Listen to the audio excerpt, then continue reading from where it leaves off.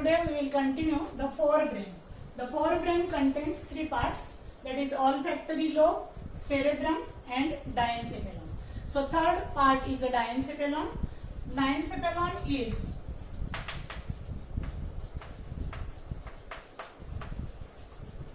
main or the posterior part of human brain, forebrain, which lies below the corpus callosum.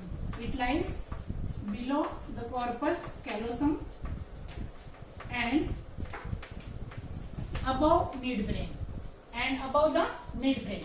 The third ventricle which is present into the diencephalon called as diocele, and it is divided into three parts.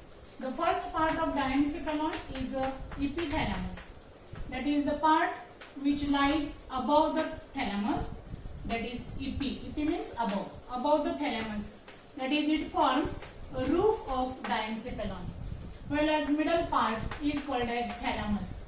This thalamus is formed by two lateral walls, hence we can also say thalami. Lateral walls which are formed by this thalamus.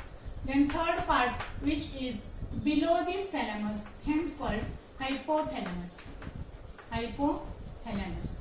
And as all these parts are related with thalamus, the diencephalon is also known as thalamencephalon. We already know that thalamencephalon is the other name for diencephalon. So let's see the structure of brain or the position or location of diencephalon. Suppose this is our brain.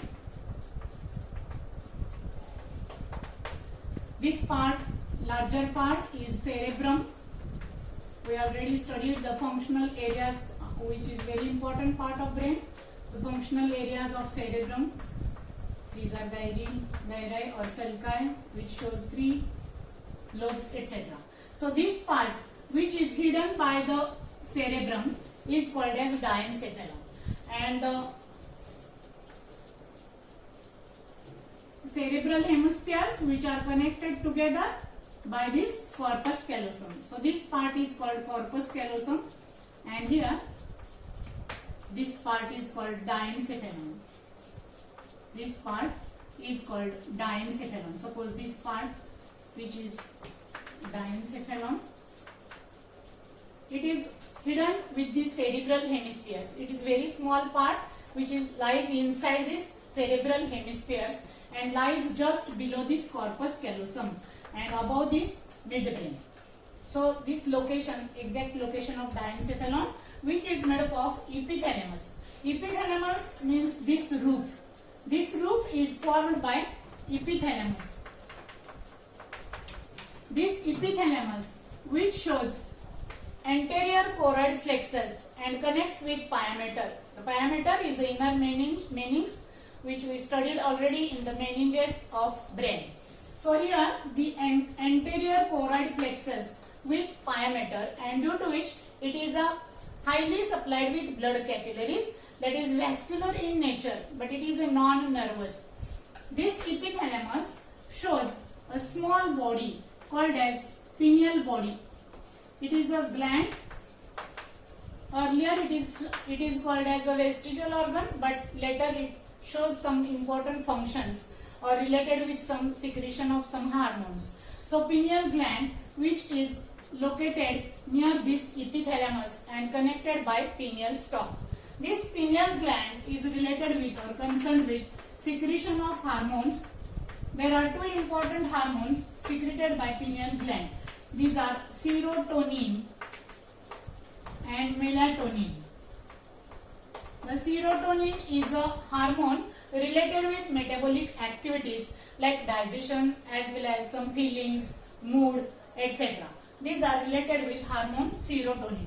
Whereas melatonin acts as biological clock, or it is also known as sleep hormone, as it controls sleep. It is also called sleep awake cycle, or it is also known as sleep hormone. So these are the two important hormones which are concerned with epithalamus.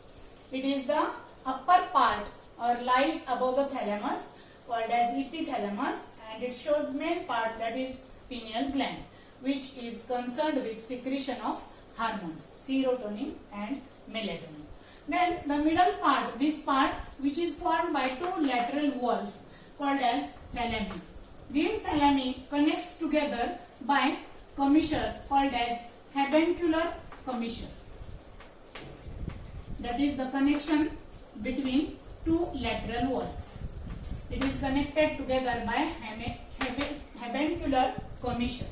Then these two lateral walls, which also shows RAS. RAS means RAS, that is reticular activating system, which is a sensory, which conducts sensory and motor impulses and passes to and fro, that is towards cerebrum and midbrain or towards the hindbrain, and hence it is called as RAS, that is reticular activating system. It is a part of thalamus and it passes the impulse, sensory and motor impulse, to different parts of the body, brain, except olfactory lobe. Olfactory lobe is concerned with sense of smell, and this epithalamus, hypothalamus then shows the third important part, which lies below the thalamus. Hypo means below, so below the thalamus called as hypothalamus. The hypothalamus is important part of the diencephalon, which is connected to pituitary body by stalk. Here the important gland which are situated into the cavity of skull, which is connected together by a stalk called as infundibulum. So hypothalamus secretes different hormones. It contains different thalamic nuclei and neurosecretory cells, and this hypothalamus, as it secretes hormones or neurohormones by neurosecretory cells, it contains many neurosecretory cells which secretes neurohormones, and due to which it acts as a link between nervous system and endocrine system. Mainly this hypothalamus secretes two hormones, that is oxytocin and vasopressin. These are the two hormones which are secreted by hypothalamus, and this hypothalamus connects to the pituitary gland, and in this neurohypophysis these hormones are then poured. So the neurosecretory cell, as it contains neurosecretory cells and secretion of hormones, it is a link or coordinator between nervous system and endocrine system. So this is about the diencephalon, which contains major parts. First is epithalamus, second part which forms lateral regions called as thalami, and the basal part which is called as hypothalamus. This hypothalamus contains gray matter, and it passes contains thalamic nuclei, which contains neurosecretory cells and secretes neurohormones. So next is limbic system. There is one more important part which is situated in this diencephalon called as limbic system. The limbic is a system in the region of diencephalon which is also known as emotional brain. This part of brain is called as emotional brain, as it is concerned with many important parts. It is related with, or it consists diencephalon, that is epithalamus, hypothalamus and thalamus, plus amygdala. Amygdala is an almond shaped structure which lies near this corpus callosum, amygdala, and it is related with memories or some expressions or emotions. It is related with emotions like anger, fear, sexual desire, etc. All these involuntary controlling centers which are located into this amygdala, hence it is also known as emotional center, or this limbic system is also known as emotional brain. This limbic system is formed by three major parts. First is amygdala, second is diencephalon, that is epithalamus, hypothalamus and thalamus. And the third part is hippocampus. It also contains the nuclei, thalamic nuclei, which are concerned with emotions. This hippocampus, which is also related with memory. It stores memory, or the short-term memories are converted into long-term memories. These are the different functions of this limbic system. It also controls the involuntary movements like heartbeat, respiration, blood pressure, temperature, etc. Hence, this part which forms the limbic system of in the region of diencephalon, or closely related with diencephalon. As well as there are a pair of mammillary bodies. Here, the pair of mammillary bodies. These mammillary bodies are also involved in formation or storage of memory, concerned with memory, thought, intelligence, etc. These are also stored into this part. So, mammillary body, hippocampus, diencephalon and amygdala together forms a major part of our brain, which involved in emotions, or it contains emotional centers, hence also known as emotional brain. So next, let's see the functions of diencephalon. Functions of diencephalon. The first major function, as the thalamus shows RAS, that is reticular activating system. It acts as a relay center for transmission of sensory and nerve impulses to motor impulses to cerebrum and spinal cord. Second function, it acts as a coordinator. Hypothalamus is a coordinator between nervous system and endocrine system. Then third important function is homeostasis. It maintains homeostasis and equilibrium of body. Then it is also related with osmoregulation, that is maintains water and salt or electrolyte balance, that is called osmoregulation. Then it controls some involuntary movements, or involved in the control of involuntary movements like heartbeat, respiration,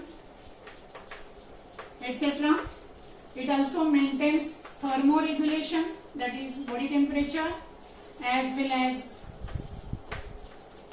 BP.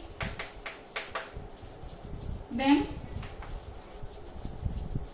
it also shows the emotional centers which are concerned with fear, anger,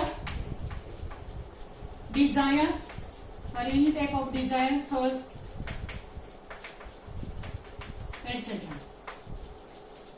So these are the different functions of diencephalon. It is a posterior end of forebrain and shows three parts. Lies below the corpus callosum. It also shows ventricles inside this, called as a diocele. Next part we study the ventricles. We will study in detail the ventricles of brain. Then we show the diocele in the diagram. So this part is called diocele, and anterior part is choroid plexus, which helps in, this is also function of diencephalon, as it contains anterior choroid plexus. Here the function of this choroid plexus is secretion of cerebrospinal fluid, secretion of CSF, that is cerebrospinal fluid, which is secreted and stored into these ventricles. So this is about the diencephalon. Here we complete the forebrain, that is olfactory lobes, which are concerned with sense of smell. Cerebellum is the major part of brain, which occupies about 85% of area and performs the different functions in different functional areas. While as the third diencephalon, which is also important and carries the different roles in our body, contains the different systems, the limbic systems, amygdala, hippocampus, mammillary bodies are the important parts of this diencephalon. It is located inside and mainly hidden due to the cerebral hemispheres. It it is not visible. But here in this region there is also presence of optic chiasma, or inferior to the thalamus there is a optic chiasma. This optic chiasma is formed by two cross nerves like this. It is called as optic chiasma, which is formed by two nerves, optic nerves, which are crossed with each other and forms this optic chiasma. It looks on ventral side, but on the dorsal side it is covered by cerebral hemispheres. So here we complete the diencephalon only. So let's see the cavities of brain. The cavities which are present inside the brain is called ventricles of brain. There are four main ventricles which are present in human brain, and it can easily understand by dorsal view. So in the dorsal view, all of you know that the cerebrum is the largest part, which divides into two hemispheres. Suppose this is the cerebrum or cerebral hemispheres. These cerebral hemispheres shows a cavity or ventricles inside this. Then it continues as a diencephalon, or the cavity which is present in next region, that is diencephalon, and which is continues into the medulla oblongata and then continues into the spinal cord. So the ventricles which are present in different regions shows the different names, or have some particular names for these cavities. So this ventricle is present in right cerebral hemisphere, which is called as first ventricle. The ventricle which is present in right cerebral hemisphere is called first ventricle, and the ventricle which is present in left cerebral hemisphere is called second ventricle. So this part is called cerebral hemisphere. Then this is first and this is second ventricle. It is also known as lateral ventricle, and both these first and second ventricle together named as paracele. Then third ventricle which is present into the diencephalon. As the name diencephalon, the name of ventricle is diocele.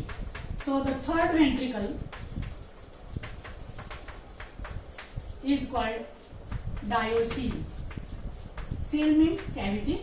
So diencephalon, the cavity of diencephalon, hence called diocele. Then it continues into the fourth ventricle, which is present in brainstem or midbrain and hindbrain. That is called as fourth ventricle or metacele.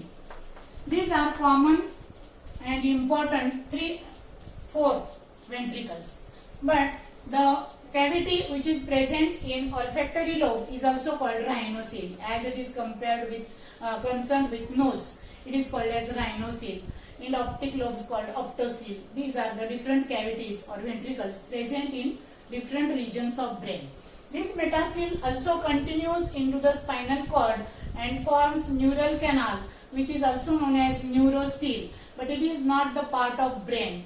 The central nervous system includes brain and spinal cord, but here only the ventricles of brain, that is the major part of brain which shows the cavities called as ventricles. First and second ventricle together called as paracele. Ventricle in diencephalon is called diocele or third ventricle, and the ventricle which is present into the medulla oblongata and the pons varolii or brainstem, that is called metacele or fourth ventricle. These are the common ventricles, and these ventricles connects together by different openings, and the name for these openings is also very important. So the first and second and third ventricle, these two ventricles connects together by a small opening. This opening is called foramen of Monro. Foramen is generally used for opening, word foramen. Foramen of Monro is the small opening which connects the first, second and this third ventricle. Then this third ventricle and fourth ventricle connects together by a small duct called as aqueduct of Sylvius. Aqueduct of Sylvius, or it is also known as Ito. Then this opening is continuous. The opening of this fourth ventricle shows 4 different openings. Suppose this is the metacele which continues into the spinal cord. The cavity of spinal cord is called neural canal or neurocele. So in this region there are major openings which are present. For example, here the openings from aqueduct of Sylvius. Here there is a major opening present on lateral sides called as foramen of Luschka. Foramen of Luschka. These openings pour the cerebrospinal fluid into this region. So this region, fourth ventricle or metacele, shows several openings for cerebrospinal fluid, or to collect or receive cerebrospinal fluid from different regions. Here there is also foramen of Magendie. Foramen of Magendie. Foramen of Luschka, and this is the opening for spinal cord, and this is opening for Ito, that is aqueduct of Sylvius or Ito. So these are the different openings and the cavities present inside the brain, and the function of these cavities is to store the cerebrospinal fluid. It is filled with cerebrospinal fluid which is secreted by anterior and posterior choroid plexuses and ependymal cells which also secretes cerebrospinal fluid. So this is about the ventricles of human brain. This figure is on dorsal side. In the lateral side we cannot understand easily, so I will draw here the dorsal view. These are the pons varolii which lies on either side of this medulla oblongata or this brain stem. This is diencephalon. This is major part, that is cerebral hemisphere. These two cerebral hemispheres shows a large cavity inside called as first ventricle, and this is second ventricle. And also remember that the right ventricle is known as first ventricle, and the left cerebral hemisphere is called second ventricle. Left side.